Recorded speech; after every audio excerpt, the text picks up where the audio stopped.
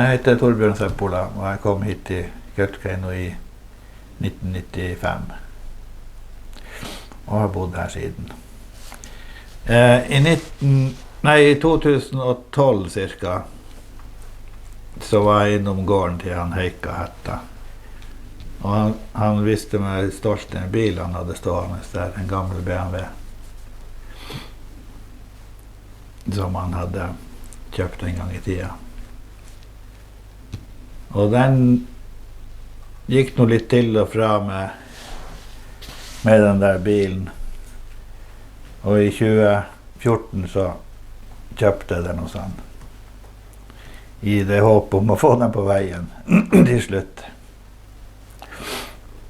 Det her var en gammel bil fra før krigen. 1939-modell. BMW. Som tyskerne har tatt til Norge. Og etter krigen så gikk den først til lensmannen i Narvik. Han hadde den i 1 år. Og så ble den kjøpt opp av en oppkjøper i Salangen. I 47. Og så i 1959 så kjøpte han Heika den hos han der oppsamleren i Salangen. For han gikk vel da på skole i Harstad i den tida, så kjøpte han den bilen. Så tok han den med til Kautokeino, og kjørte jo her med den, men så ble det motorfeil på den. Den begynte å gå så dårlig. Så den ble avskiltet i 61. Og siden har den stått under Lembrua der, helt til 2014, og jeg hentet den. Ja, nå begynner jo den vanskelige delen av historien. Oppussingen fra jeg hentet den og til nå. Da jeg hentet den bilen her på gården, så visste jeg jo ikke hva som feilte den, annet som at det manglet oljetopplokket. Manglet noen rute og glass på lykten, og setene var jo selvfølgelig dårlig og sånt innvendig. Og dårlig lakk selvfølgelig, det skulle jo bare mangle, men det stod jo i gresset, så det var jo vanskelig å se alt. I hvert fall så kom den jo opp på bergningsbilen, når jeg fikk tatt den hjem og plasserte den på tomta. Så begynner jo arbeidet med å gå igjen og se på denne bilen. Og der er jo veldig mye rust. Alvorlig mye. Så jeg ser jo for meg at dette arbeidet kommer jo nesten aldri til å ta slutt. I hvert fall så begynner jeg å rive ut motoren først og fremst. Eller demonterte jo egentlig hele bilen i smådeler, men jeg tok motoren inn og skrudde den i smådeler først. Og så var det å finne deler. Jeg fant jo årsaker til at den ble avskiltet i sin tid. Det var jo ventilene var brent sund på den, derfor gikk den så dårlig. Da han ikke hadde den. Men ventiler fikk jeg tak i nye i Tyskland. Og så hadde han lånt startmotoren bort til noen i Alta som hadde en likens motor. Men han husket ikke helt hvem det var som hadde fått den. Så den var jo vanskelig å få tak i. Og det måtte jeg få ifra Tsjekkoslovakia, en ny startmotor. Og så har jeg fått deler ifra Polen og Litauen og Tyskland da, selvfølgelig. Så fikk jeg den motoren sammen til slutt. Og prøvde å starte. Og den startet, utrolig nok. Og den går den dag i dag.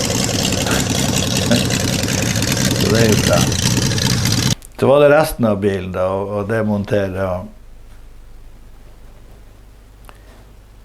og prøve å finne ut hvor man skulle begynne å reparere. Det var jo ikke bare det heller.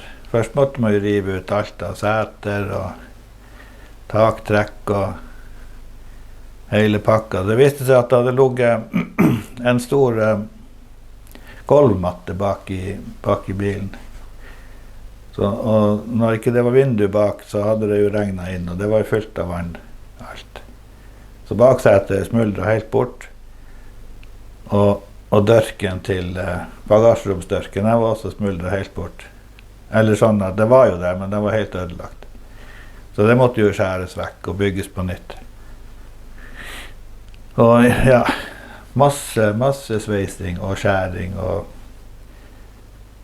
med lite hjelpemiddel. Det var ikke bare å gå i butikken og hente deler eller sånn. Man måtte jo lage mye deler. Men vi fikk det noe sammen til slutt på et vis. Og satt motoren i.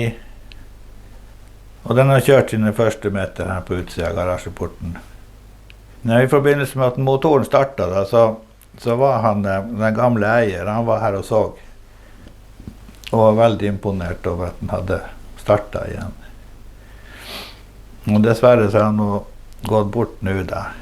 Så han hadde jo ikke å se at den ble ferdig noen gang. Når motoren ble ferdig da, så kunne man sette den i og kjøre litt. Og det virket jo ganske bra. Men så var det jo resten av bilen, og innredninger og seter og instrument. Den består jo av en god del treverk. Det er tre rundt alt av vindu og dører og alle. Masse rammedeler består av tre. Og det er veldig kompliserte, utskjærte tre. Det er veldig masse vinkler og svaier og bøyer og sånne ting. Så det er ikke bare å hugge seg til huggen. Så det var veldig vanskelig. Så jeg har sagt mye feil bord for å få dem på plass. Og så kan man ikke bruke hva som helst. Man kan ikke bruke bjørk eller furu eller noen ting sånt. Man må bruke asp. Så det måtte jeg få sendt ifra sør. En ganske stor haug med asp som jeg har sagd. Men til slutt så fikk jeg noe til det da. Men så måtte jeg jo sveise ny bagasjeromsdørk. Og det er jo også veldig, hva man skal si, sånn krevende, for det er så mye vinkler og sånne utpresset former i den der bagasjeromsdørken. Men det gikk noe greit.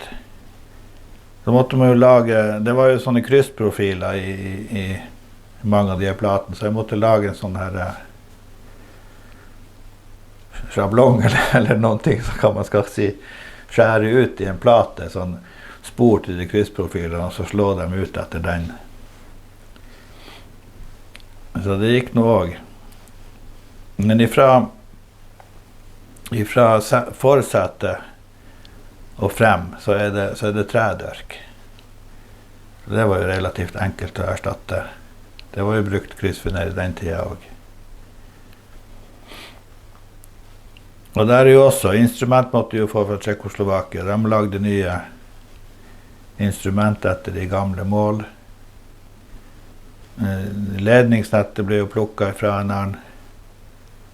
Sendt i Tyskland. Refabrikert sånn som det var i 1939. Helt identisk. Type ledninger, type teip. Alt er sånn som da. Ja. Så det er en tidkrevende jobb, og dyr. Veldig dyr. Og så var det jo mye sveisinger på dører. Alt av dører det var jo rustet, hengsler og bånd av dører. Så når man sveiser opp det her igjen, da, så er det jo vanskelig å få det til å passe helt, for det strekker seg og det krymper og sånne ting, så det passer liksom ikke helt. Det er ikke bare å slå igjen døra etterpå, så sitter den der. Du må tilpasse den på nytt. Så det er jo skjære av, passe til, sveise på igjen og se om den passer. Helt til man får den å passe det. Og så